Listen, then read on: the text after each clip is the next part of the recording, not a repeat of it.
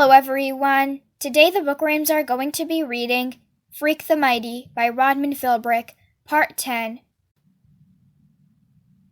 Chapter 20. Freak the Mighty strikes again. Even a total goon like me knows you can't stop Killer Kane, but I go ahead and try anyhow. My hands are still numbed out and I can hardly walk, so all I can do is sort of fall on top of him and try to shove him loose from her. I'm going, "Stop! I see you! I see you! Daddy, please, please stop! You're killing her!" He just twitches me away. He's made of iron and steel. He's gritting his teeth and squeezing her neck. You can see the white of her eyes, and she's not even trying to get away anymore. I try to get between them and I'm going, "I saw you kill her! I saw you kill Mom! I never forgot! Not ever! I know you did it! I know!" It's like I'm trapped underwater or something, so weak and floaty I can't hardly fight him, can't pry his fingers loose from my mother's neck, from Loretta's neck, because everything is mixed up and he's doing the same thing to Loretta Lee he did to my mom, choking the life out of her, and he's got that same cold killer look because he wants her to die, like he wanted Mom to die, and nothing else matters except what he wants. I'm there in the dark, pushing at him. The light catches her eyes and I can see her looking at me. She's so far away, it's like I'm 4 years old again, peeking out from behind the bedroom door and then running to bang my little fists at him while the light fades from her eyes. I can't get him loose of her, so all I can do is keep screaming, "I know you killed her! I saw you! I saw you do it! You killed her and I'll never forget! Not ever!" Finally, he kind of jerks his head and I can feel him looking at me, and then his hands open. Loretta slips away and I can hear her breathing like a broken bird in the cellar dark. "What?" he says, reaching for me. "What did you say?" "I saw you do it," I say. "I saw you kill my mother." "You weren't but 4 years old," he says, and now his big hands are starting to curl around my neck, except he's holding me soft. I can feel his heart beating and his cool breath in my face that makes me want to fall asleep. "You can't possibly recall that event," he says. "You think you can, but you can't." "I can," I say. "I do. That's the poison they put in your mind, boy. They brainwashed you into thinking you can remember." He's pulling me closer, holding me soft by the neck, and now I can feel the pulse in his hands. "They never talk about it," I say. "They don't have to, because I can't ever forget, no matter how much I try." "No," he says, and his face is so close I can feel the heat rising off him. "Impossible! You can't!" "You were wearing your brown corduroy trousers," I say, talking so fast it makes me shake inside, "and the black t-shirt with no sleeves. I tried to stop you, and I couldn't. You buried me back into my room and put me to bed and told me I was just dreaming. You locked me in that room and I ran to the window and broke it with my hand and started yelling for someone to come and help Mommy." My father sighs and says, "Lord, I wish you hadn't done that, boy. It cost me years. They caught you, Daddy, and they put you away forever, except then you fooled them and they let you go. I have to clean this up," he says, like he's talking to himself alone. "I have to clean this up and get out of here." That's when his hands start to tighten hard and fast around my neck. I'm trying to fight him, but I'm so small and weak, and he's so big and strong. You can't stop him. No one can stop Killer Kane. He squeezes and squeezes and squeezes. I'm in the faraway place, falling backwards real slow and dreamy, when I hear a window breaking. Then a small faraway voice is saying, "Put your hands up, villain!" And I really am falling and the air is coming back into my lungs, so fast it hurts. I'm lying there all crumpled up sideways. I can see Freak. He's rolled down through the cellar window into the pile of coal, and he's trying to stand up. "I'm warning you," he says in that fierce, bold way he does. He's got a squirt gun, one of those big blaster models that holds about a gallon of water. Killer Kane is looking at me. He's looking at Loretta, all crumpled and moaning. He's looking at Freak. Then he shakes his head and goes, "I know a real gun when I see it, you little monster." He makes a move reaching out. Freak scuttles back a little ways, but he can't really run, and even if he could, there's no place to go. "This is your partner in crime?" Killer Kane says to me. "I guess maybe you are a retard after all." Freak is pointing the squirt gun in his face, and he says, "Guess what I got for Christmas, Mr. Kane?" "Guess right, because your life depends on it." Killer Kane doesn't say anything. He's just reaching out real slow because he knows that Freak can't get away. "The squirt gun," Freak says. And a chemistry set. That's what I got for Christmas. Killer Kane just looks at the squirt gun. He shakes his head. Like, who are you kidding? Sulfuric acid, Freak says, raising up the gun and sighting along the barrel. Good old reliable H2SO4, an oily, colorless, corrosive liquid used in dyes, paints, explosives, and many chemical experiments. Killer Kane says, "You're lying, kid. You can't fool me." That's when Freak squeezes the trigger and sprays him right in the eyes. Then Killer Kane is screaming in this high, scared voice. His hands are scrubbing at his eyes, and it's like that scream wakes me up. Because the next thing I know, I've got Freak in my arms, and I'm running through the dark for the stairs, running as fast as I can on feet I can't even feel. "Go!" Freak is yelling. "He's right behind you! Go!" I can't look back, but I can feel him. Feel the icy cold breath of him on the back of my neck, and the hands reaching blind to grab me, and then I'm going up the stairs, just flying. The steps are breaking under my feet, and he's howling in rage behind me. His hands are scrabbling at my ankles, and for just a second he has me. I kick loose, and then we're up on the first floor, bursting out of the cellar hole. I can see daylight coming through the boarded-up plywood, and I cover Freak with my arms and just dive right through that plywood. Wham! The sunlight blinds me, and we're skitter-rolling through the clean, cold snow. Hands are grabbing at me, and I'm fighting to get away. "Easy," a voice says. "Take it easy, kid. You're okay." Iggy Lee. He's looking down at me with red eyes, and you can see where he's been chewing at his beard. I'm sitting there in the snow, squinting up at Iggy and all these cops.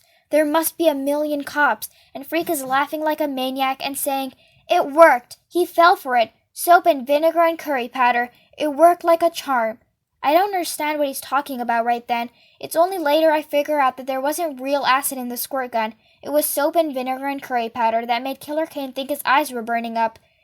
Killer Kane, who was still rubbing frantic at his eyes and begging for help when they put the handcuffs on him and shove him into the back of a police van. All I've got room to think about is poor Loretta. That's what I'm telling the cops, that she's down there in the cellar. I'm afraid that no one is listening, but they must be, because right away they're bringing her out of the cellar, and Iggy's running to her and crying out her name. "She's still breathing," somebody says. Then Graham is shoving through the crowd of cops, and Grim is right behind her.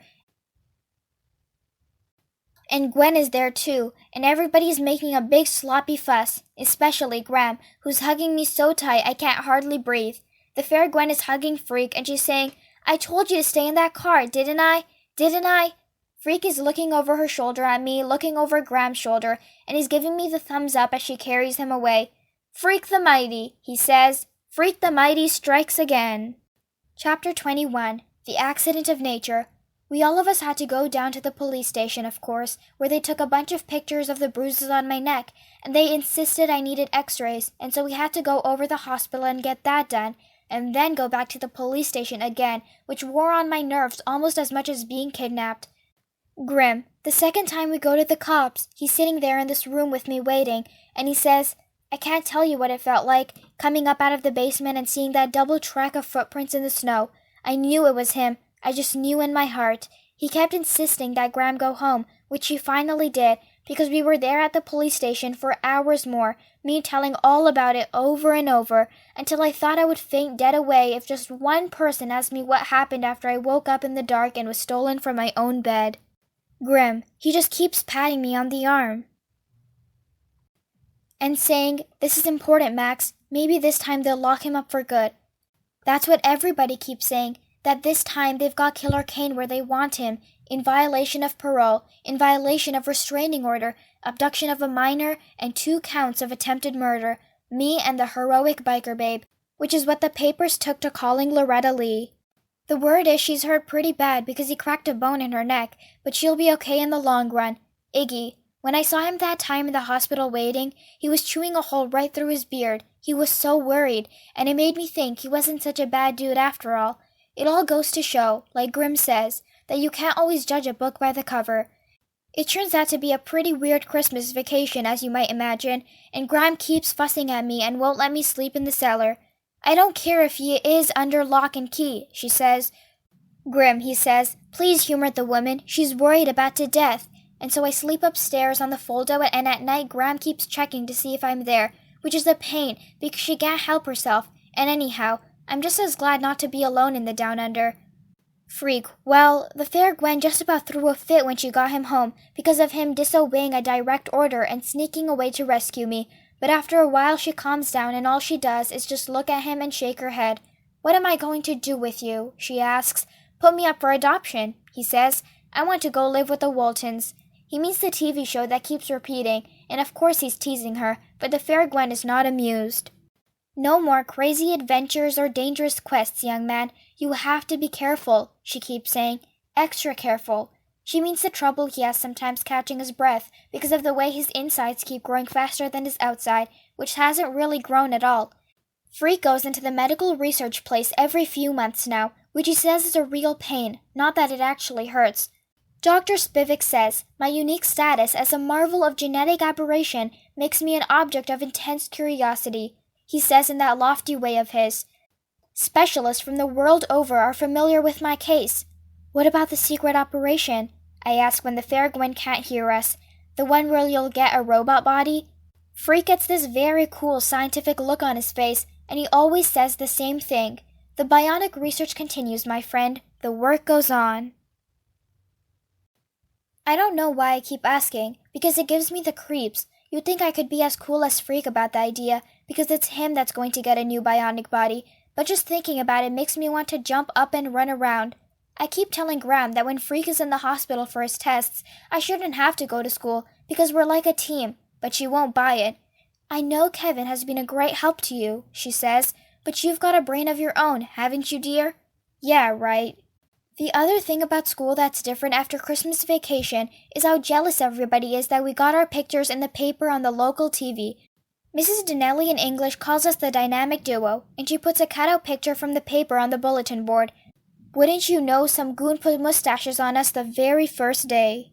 Freak says he looks cool with a mustache, and he can't wait to grow one, and he makes Mrs. Donnelly leave the picture up. Me, I just as soon forget about the whole thing. I really hate the idea of having to testify at the trial and tell what really happened, but everybody says I have to if I want him locked up for the rest of his life, which I do, especially after what he tried to do to poor Loretta, who is only trying to help. They can't make you if you don't want to, Freak says. A son doesn't have to testify against his father. Grim thinks it will do me good, plus he's really worried he'll get off again or fool the jury by quoting from the Bible. Grim worries too much, Freak says. Everybody worries too much. The way it finally turns out with Killer Kane, Freak is right, because just before the trial is supposed to start, and I've got my fingernails chewed down to the second knuckle, Grim gets this telephone call that makes him punch his fist in the air and go, Yes! Yes! What happened? They made a dealer and Killer Kane pled guilty, which means he has to serve out the rest of his original sentence plus 10 more years. He'll be an old man when he gets out, Grim says. He'll be older than me. That should make me happy, but instead I feel really weird and worried, and Grim, who still thinks he knows everything, says I just have to get used to the idea. The man is an accident of nature, he says. All you got from him is your looks and your size. You've got your mother's heart, and that's what counts. The weird thing I keep thinking about, what if something happens when I get older and I turn out to be another accident of nature? Grim sees me thinking about that one night just before bed, and he sits on the end of the fold-out, and he says, Things will make a lot more sense when you finish growing up, Maxwell. Now sleep tight and don't let the bedbugs bite. Grim means well, I know that, but sometimes he says the numbest things, because it's growing up that worries me. That's it for today, everyone. I hope you guys enjoyed. For more read-alongs like these, don't forget to subscribe. If you enjoyed the book, give it a big thumbs up and share it with a friend. Don't forget to join us tomorrow for the next part of this book. I'll see you guys next time. Bye!